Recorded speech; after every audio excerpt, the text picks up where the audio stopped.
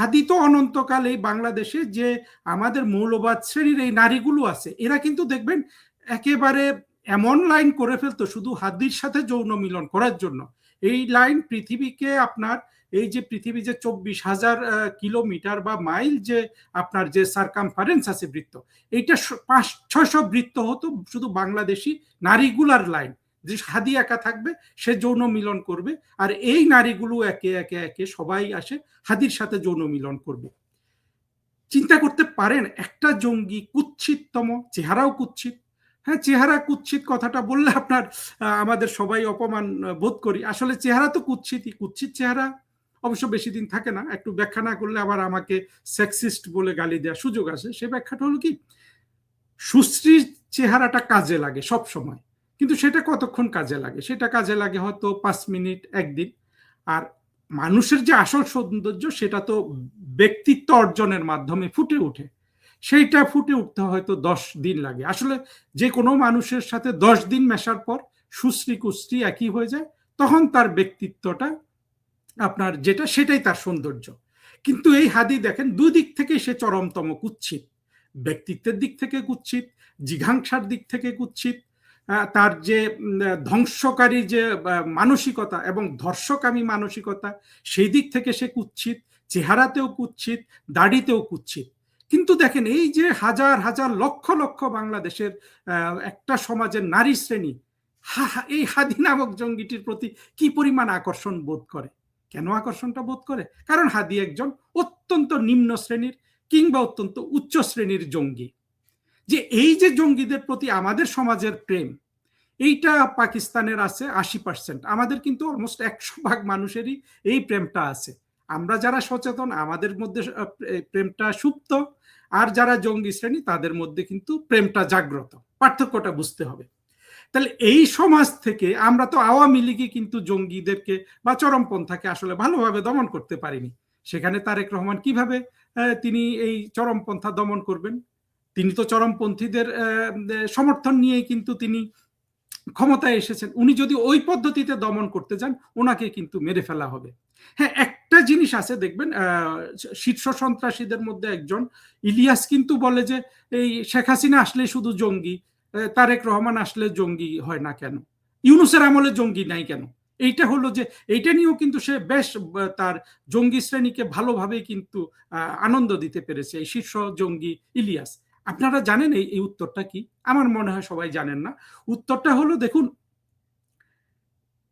জঙ্গিরা তারেক রহমানকে একটু সময় দিতে চায়। ইলিয়াস ইউনূস যেহেতু জঙ্গিদেরই নেতা ছিল, জঙ্গিদের নেতা যখন ইউনূস, তখন তো জঙ্গিরা শেখ হাসিনার সময় যে উৎপাত করতো সেই উৎপাতটা করবে না। তারা তো তখন এক পক্ষ ভাই, তারা তো তখন তাদের বৃহত্তর বৃহত্তর কর্মসূচিতে চলে গিয়েছিল তাই ইউনূসের সময়। সেটা কি? ইসলামিক রাষ্ট্র কায়েম করা। সেই কর্মসূচি কিন্তু এখনো অব্যাহত আছে। সুতরাং তারেক রহমানের সময়, শেখ হাসিনার সময় যেটা হয় যে ওইখানে 2টা বোমা ফুটায়, ওইখানে জঙ্গিরা আত্মঘাতী হামলা চালানোর জন্য জড়ো হয়, সেটা সহজে হওয়ার কথা নয়, যুক্তিতে বলে। কিন্তু তারেক রহমানের সময় তো ভেতর থেকেই পুরো সিস্টেমটাকে জঙ্গিবাদ করে ফেলছে। তারেক রহমান কি এটা আটকানোর সক্ষমতা রাখেন? যুক্তি কি বলে? তারেক রহমানের কাছে সেই পাকিস্তানের 20% ইয়ে নাই, একটা মানে একটা দেয়াল নাই 20% জমিদার শ্রেণীর। এইভাবে দরিদ্র দেশগুলো আসলে, আমরা 3টা দেশ, আফগানিস্তান, পাকিস্তান, বাংলাদেশ। পাকিস্তানের সবচেয়ে স্ট্রং জঙ্গিদের বিরুদ্ধে দাঁড়ানোর শক্তি আছে 20% পশ্চিমা শিক্ষিত জমিদার শ্রেণী। বাংলাদেশে সেটা নাই। বাংলাদেশে আছে একমাত্র মুক্তিযুদ্ধের চেতনার ধারক আওয়ামী লীগ। এই কাজটা আওয়ামী লীগ করতে পারে। তাও আওয়ামী লীগ সাকসেসফুলি কেন পারে না? বিএনপি যেই প্রেমটা এই জঙ্গিদের জন্য অনুভব করে, অর্থাৎ হাদির যেই উদাহরণটা আমি দেখালাম, যে আপনার সারা পৃথিবীর চারিদিকে 500 বার ঘুরে আসবে নারীদের লাইন, আপনি যদি জঙ্গি হাদিকে যদি ওই বেহেশতের যে আমরা বর্ণনাটা পেয়েছি সে ব্যবস্থাটা আপনি ঢাকা শহরে করে দিতে পারেন, আপনি কোনো একটা পার্কে বা কোথাও, সেই টানটা তো আওয়ামী লীগের লোকজনেরও আছে। কিন্তু আওয়ামী লীগের যে ওই যে আরেকটা জিনিস আছে কাগজে, যে মুক্তিযুদ্ধের চেতনায় অসাম্প্রদায়িক ধর্ম নিরপেক্ষ উদার গণতান্ত্রিক রাষ্ট্র গঠন, ওই ক্ষমতাটুকুন শুধু শেখ হাসিনা এবং তার সরকারকে পারে এই জঙ্গিবাদকে কোন রকম থামানোর। এই শক্তিটা কিন্তু তারেক রহমানের নাই। উনি যদি আন্তরিকভাবেও চান, ওনাকে কিন্তু পারভেজ মোশাররফের স্পিরিটে যেতে হবে। হাজার হাজার জঙ্গিকে রাস্তায় মেরে ফেলার যেই শক্তি পারভেজ মোশাররফের ছিল, কেন ছিল? পাকিস্তানের ওই যে 20% মিলিটারি, সিভিল ব্যুরোক্রেসি, জমিদার, সবাই মিলে যে 20%, ওইটা কিন্তু ওই জঙ্গিগুলাকে মেরে ফেলার পেছনে পেছনে ছিল, এই পারভেজ মোশাররফের পেছনে ছিল। তারেক রহমানের পেছনে কি এইভাবে 20% আছে? নাই তো। আমরা আছি, আওয়ামী লীগ আছি, কিন্তু আওয়ামী লীগকে তো তারেক রহমান আবার ফ্যাসিস্ট বলে সমাজ থেকে আলাদা করে দিচ্ছেন। তার এক মানে মূল ফ্রন্ট তো আসলে এইটা। আওয়ামী লীগ হলো তার মূল যুদ্ধের ফ্রন্ট।